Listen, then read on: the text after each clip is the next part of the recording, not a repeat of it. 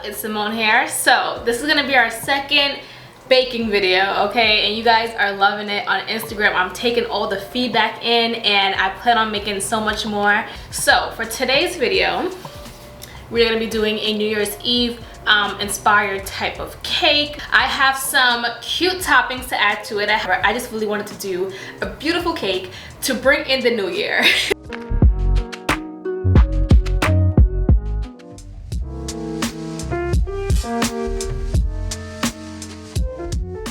So this cake is only gonna be 3 layers. So we're gonna do 3 boxes of cake, and I'm gonna be using cake mix. Now I was gonna make my cakes from scratch, but to be honest, not everybody wants to buy all the materials, and for me it's just easier to just do it like this. When I do make a cake from scratch though, you guys will know because those actually taste a million times better, okay? It's always important to make sure your oven is preheated. I'm gonna turn mine to 350. Let that preheat. So for this next step, please feel free to use a handheld mixer if you really need to create buttercream or to bake your actual cake. You do not need a KitchenAid mixer.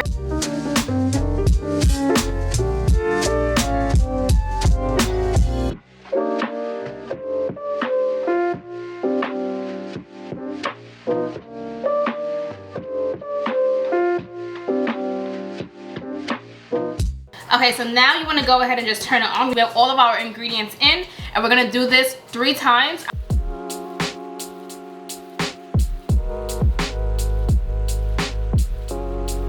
Sometimes there is product on the bottom. Make sure all your ingredients are being mixed together.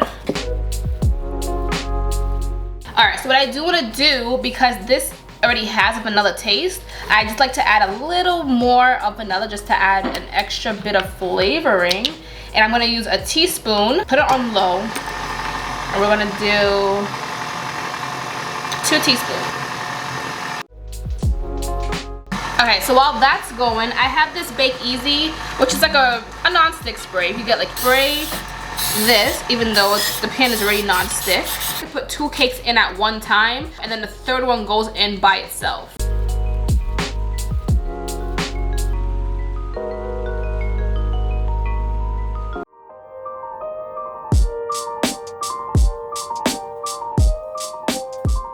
Now we have the cakes in the oven. I'm gonna get started on the buttercream. So we are gonna be doing a butterscotch flavored buttercream. So let's go ahead and get that started. I'm gonna start off with using my powdered sugar. I put all my powdered sugar in here. Your cream cheese and butter should be room temperature. You're gonna want 4 sticks unsalted butter. Mine just came in little cubes.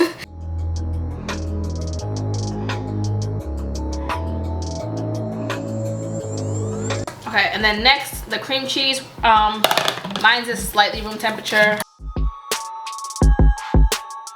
And then I'm just gonna, again, mix these 2 together very well. Make sure it's nice and whipped and a nice fluffy texture.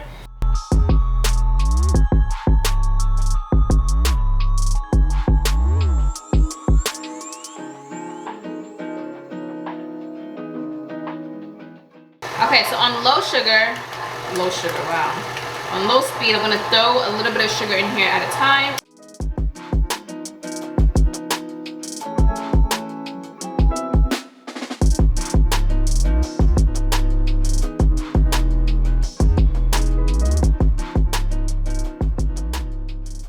So next, I'm gonna go ahead and just add in 3 tablespoons. I'm gonna do a total of 5, and if I have to add any more because it's just not the consistency that I like, then I'll add more. So 1 tablespoon, not teaspoon, tablespoon.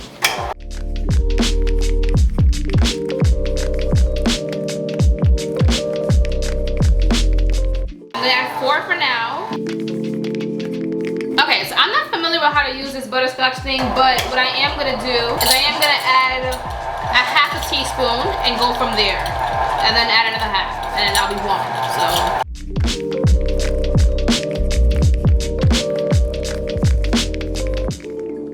So you're gonna need some salt, a 1/2 teaspoon of salt, or less depending on what you like.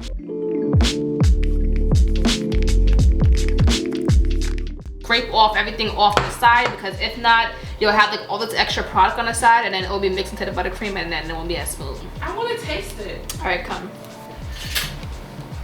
You can share that between you and Deja. It tastes like butterscotch candy. For real. Okay, so should I leave it at that? Or should I add another teaspoon? Don't add too much. It probably will start to taste bitter. Okay.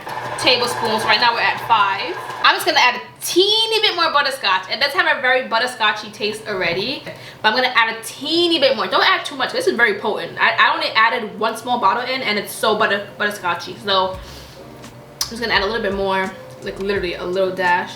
Woo! Like that. I'm gonna add just 1 more tablespoon because I feel like it's just so stiff. So I did 7 tablespoons in total. My buttercream is officially finished, so I'm gonna go ahead and just store it away.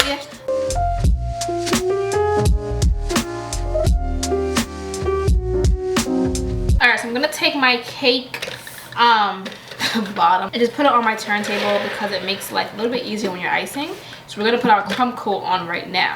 First, you wanna go ahead and trim your cakes. I'm gonna use a serrated knife like this. So you wanna layer it. So what I'm gonna do is just go eye level to my cake and make sure that I don't want this hump to be here, as you can see. So we're gonna go ahead and just make it nice and flat. And then you can save the extra cake scraps for a cake pop, or you can just eat it whenever you want to. We're gonna start piling the cakes onto the actual cake board. We're gonna take some icing. And then you're gonna flip your cake. But you can see it's a little bit high underneath here. I packed those areas with buttercream.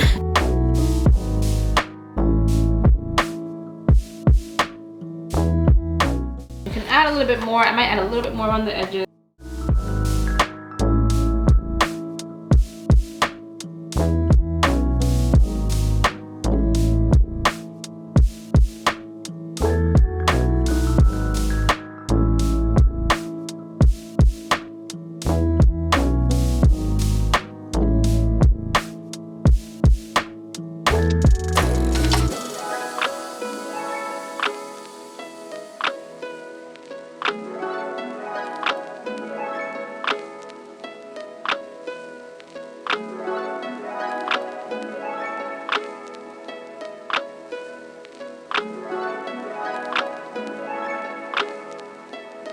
So this is done. We kind of coated it with a nice thin layer of buttercream. I'm gonna put this in the fridge until tomorrow, until I'm ready to finish decorating it.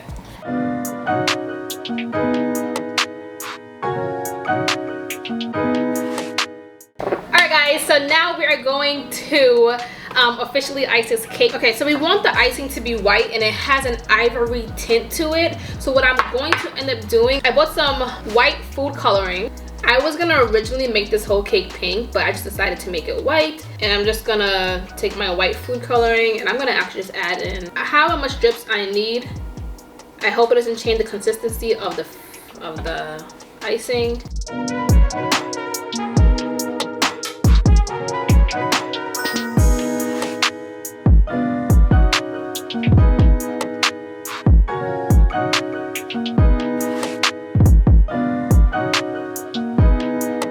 Okay, so now I'm gonna get this thingy and we're just gonna go ahead and scrape as much buttercream off as possible and just put it back into our bowl.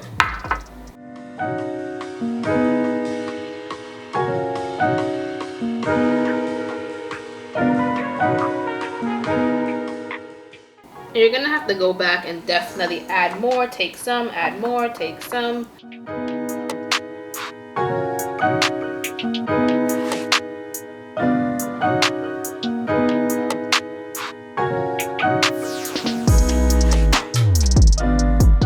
So we have the cake finished. I put it in the fridge for about 20 minutes just to set. Now I'm gonna go ahead and just make the chocolate ganache.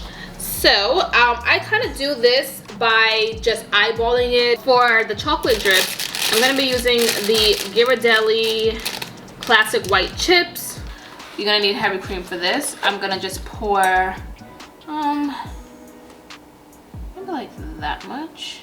I'm eyeballing this, guys, and put this in the microwave for about 20 seconds and then just keep coming back to check it. So you want it to be a nice high warm temperature. And then I'm gonna go ahead and just pour the chocolate drips in here. I'm gonna let that just sit and just melt. I'm gonna go ahead and use my white food coloring and just drop some drips in there to turn it a white color. I'm gonna use some pink food coloring, just kind of just stick it in there, barely put anything in there.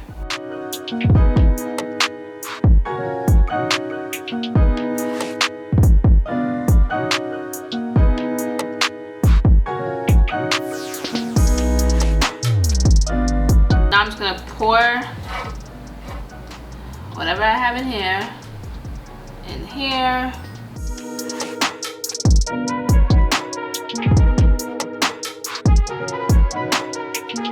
Get your cake.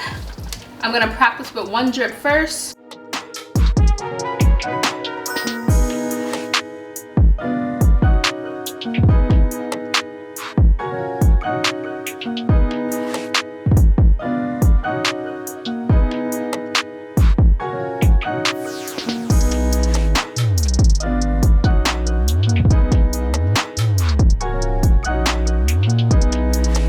So if you want your drips to be longer, stay in one spot for quite a while.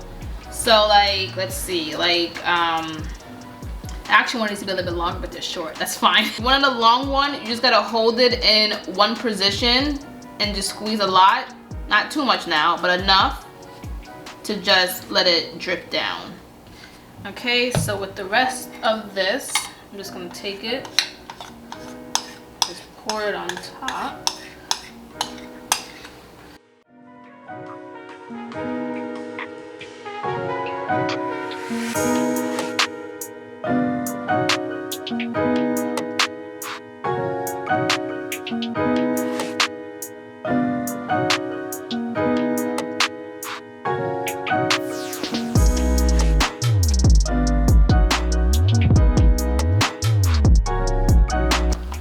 I got some macarons from my local macaron store, so I'm gonna go ahead and add these onto the cake.